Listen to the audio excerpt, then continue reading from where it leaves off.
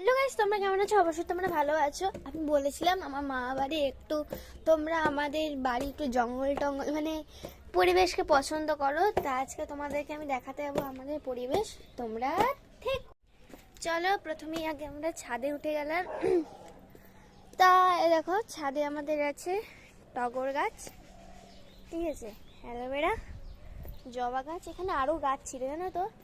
আসলে কি বলো তো, এই দেখো, দেখতে পাচ্ছ, তোমরা দেখতে পাচ্ছ এতগুলো গাছ রেখে তাও কেটে দিয়েছে গাইস, কেটে দিয়েছে, কি বলবো।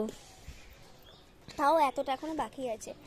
আমার দাদুর খুব ভালো লাগে গাছ টাছ, ছাদেও ওর জন্য গাছ রেখেছে। আর অ্যালোভেরা দেখছো, অ্যালোভেরা মনে হচ্ছে চাষ করা হয় এখানে, দেখতেই পাচ্ছ।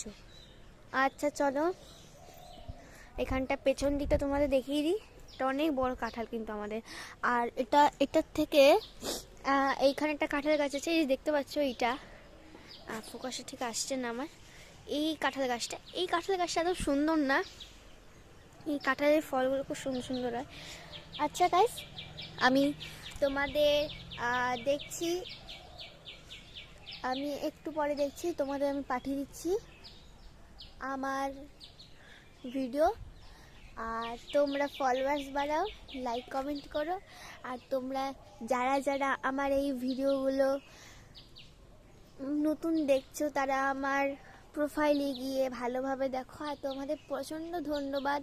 আমার মানে আমি ছোট্ট মানুষ, তোমরা তো জানো, আর তোমরা এত আমাকে ভালোবাসা দিচ্ছে। আচ্ছা এবার টাটা, বাই বাই, আমাকে খেতে যেতে হবে, তারপরে তোমাদের নিচেরটা দেখাবো আমি।